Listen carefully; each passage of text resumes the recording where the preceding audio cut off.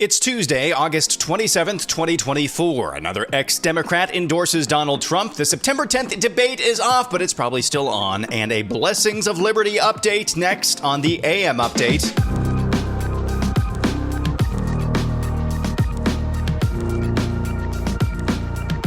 Donald Trump picked up another ex-Democrat endorsement, this time in the form of ex-Democrat presidential candidate and ex-Democrat National Committee Vice Chairwoman Tulsi Gabbard, who made the announcement yesterday in Detroit. The truth is, as we head towards our decision as a country in November, the same cannot be said about Kamala Harris. In fact, the opposite is true, and we're living through this reality today as this administration has us facing multiple wars on multiple fronts and regions around the world, and closer to the brink of nuclear war than we ever have been before. This is one of the main reasons why I'm committed to doing all that I can to send President Trump back to the White House, where he can once again serve us as our commander-in-chief. So there is Tulsi Gabbard explaining part of her rationale for switching parties, essentially, and backing Donald Trump in this election. That's the second high-profile Democrat. And yes, Tulsi Gabbard is high-profile. I mean, she's got going on social media following alone millions of followers. That's another feather in the cap of Donald Trump, who told a podcast recently he's learned some lessons about staffing since his last administration. I didn't really know anybody in Washington. I was a New York person. I wasn't like a Washington, D.C. person. And all of a sudden I'm president, and I'm driving down Pennsylvania Avenue with more police and motorcycles and military than I've ever seen before in my life. I said to my wife, "Do you believe this? I'm president." But I didn't know anybody in Washington. And I had to rely on people to give me names. And many were really good. I mean, Bob Lighthizer, I had great trade people. I had some great people. But I also picked people that, in retrospect, I wouldn't have picked. But now I know the smart ones, the dumb ones, the weak ones, the solid ones, the ones like you. I know the people. I know everybody, sort of like everybody. And we're going to have a great government. So that is Donald Trump showing it's not much contrition, but it's a lot more than he typically shows, saying just verbatim there, I picked people last time around that I, in retrospect, shouldn't or wouldn't have picked now. I sincerely hope that he has learned his lesson and that he's telling the truth there and not just saying those words for itching ears. I hope that is the case. Now, what seems to be the case coming up on September 10th is that there is a debate between Kamala and Donald Trump. Well, that's now in doubt, if you'd have the media to believe. With just 15 days left until that debate between Kamala and Donald Trump, negotiations between their two campaigns have hit an impasse over whether the candidates' microphones will be muted when it's not their turn to speak. In June, Joe Biden's campaign came to an agreement with Trump's. There would be two debates, CNN's on June 27th and ABC's on September 10th, conducted by mutually negotiated rules. One of the Biden team's demands, which the Trump team agreed to, was that microphones would be muted throughout the debate, except for the candidate whose turn it is to speak. But Biden is no longer running for president, and Harris's campaign wants the microphones to be hot at all times during the ABC debate, as has historically been the case at all presidential debates. The Harris campaign said, quote, "We've told ABC and other networks seeking to host a possible October debate that we believe both candidates' mics should be live throughout the full broadcast. Our understanding is that Trump's handlers prefer the muted microphone because they don't think their candidate can act presidential for 90 minutes on his own." End quote. This debate is still happening, and it's because of that last sentence there. This is only a news story. This is only a thing because of that last sentence. All this is just a ploy from the Kamala campaign to troll Donald Trump, and successfully so. Donald Trump replied on Truth Social and Twitter yesterday, X, I should say, responding to those comments. My guess is this is still going down. Now, basically, this is what this looks like, though, from a 10,000-foot view. Kamala said she's going to agree to the original terms of the debate, which were to not have microphones hot while the other candidate was speaking. Trump said, "Okay, that's fine. I agree." Kamala said, "Okay, that's fine. The debate about the debates is over." And then a couple of weeks later, Kamala actually says, well, we want to change the rules now. And Trump said, no, you can't do that. We already signed off and agreed on them. And now Kamala's saying you're afraid of debating. That's all this is. The Kamala campaign also put out a couple of videos yesterday with Trump talking about debating and with the sound of chickens clucking in the background. All this was a massive troll from the Kamala campaign to distract from the fact, of course, that she's not on the campaign trail and not doing any media interviews. The Trump campaign ads are starting to come out hot and heavy. Here are a couple of them. This one is airing in swing states as of yesterday morning. J. Trump, and I approve this message. Everyday prices are too high. Food, rent, gas, back to school clothes. That is called Bidenomics. A loaf of bread costs 50% more today. Ground beef is up almost 50%. There's not much left at the end of the month. Bidenomics is working. The price of housing has gone up. It feels so hard to just be able to get ahead. And we are very proud of Bidenomics. That is freaking masterful, man. That is the title of that ad is The Debate We've All Been Waiting For, Harris versus Harris, as the ad says there. Just a freaking masterful job. You don't even see Trump's face on that. Just Kamala Harris, in her own words, talking about how terrible the economy is and how Bidenomics is working. That is a freaking masterclass.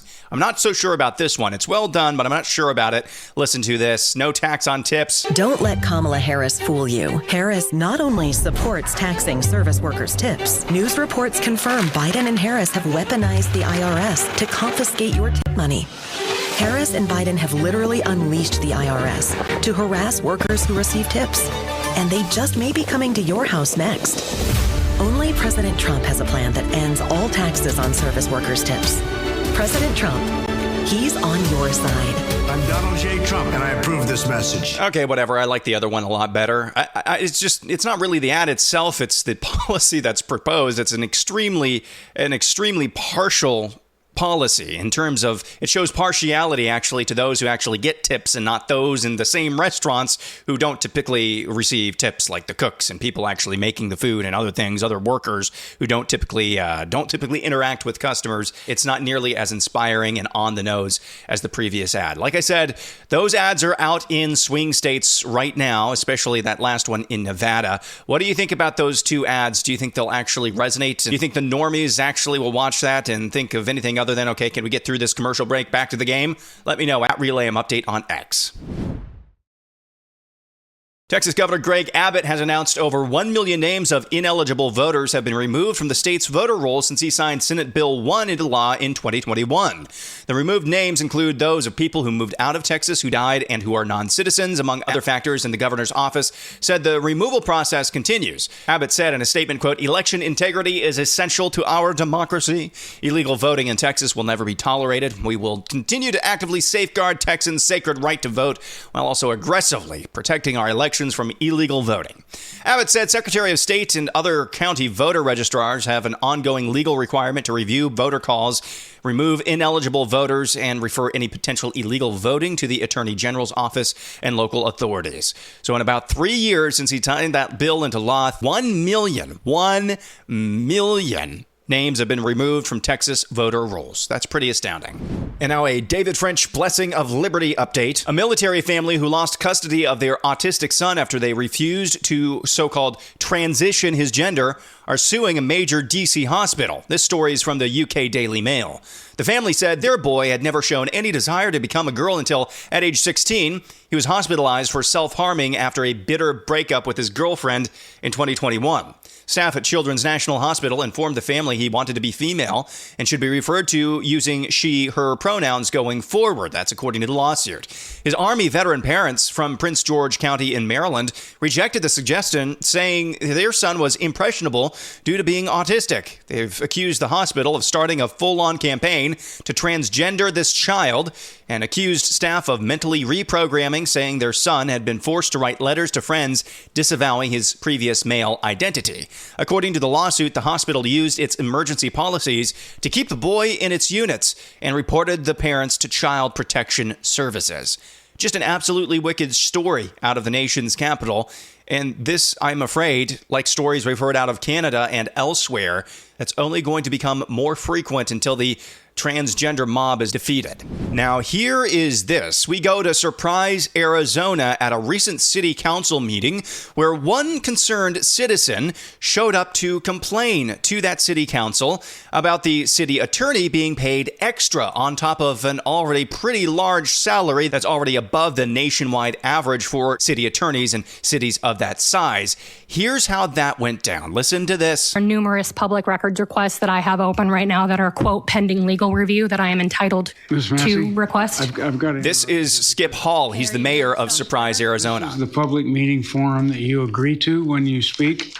And I want to read this to you, that there are oral communications during the city council meeting may not be used to lodge charges or complaints against any employee of the city or members of the body, regardless of whether such person is identified in the presentation by the name or by any other reference that tends to identify him or her. That's all fine, well and good, but that's a violation of my First Amendment rights. So that's, well, this is your warning, okay? Warning for what? A warning for attacking the city attorney personally.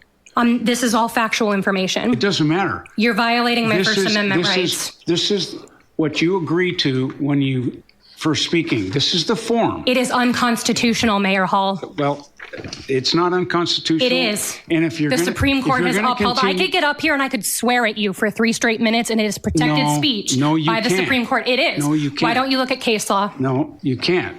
I can. So if you want to be also the chair is engaged in a debate. So do you point want of to be order. escorted out of here?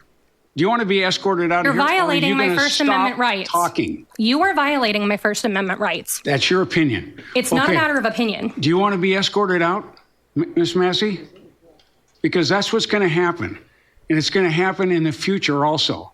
Anytime you attack That's why you changed the rules. Or any That's why you changed the rules. This has been on the back of this form. I understand, Mayor Hall, but that is completely unconstitutional. No, it's You're not. also engaging in debate, and so you should actually be yielding the floor to somebody else managing. Chief, could you have somebody come down here and escort Ms. Massey out of Really? this Is that necessary? chamber?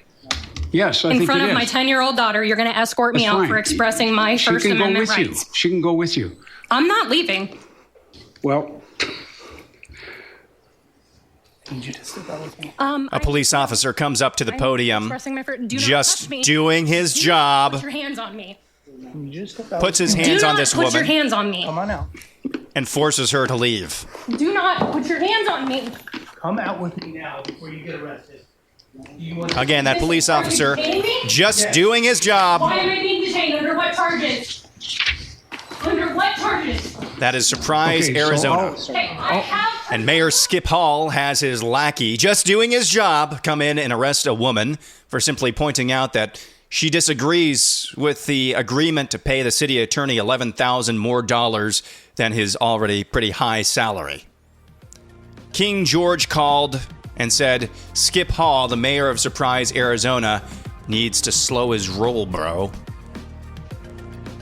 That'll do it for Tuesday. Back at it again tomorrow. I'm Aaron McIntyre, and this is the AM Update.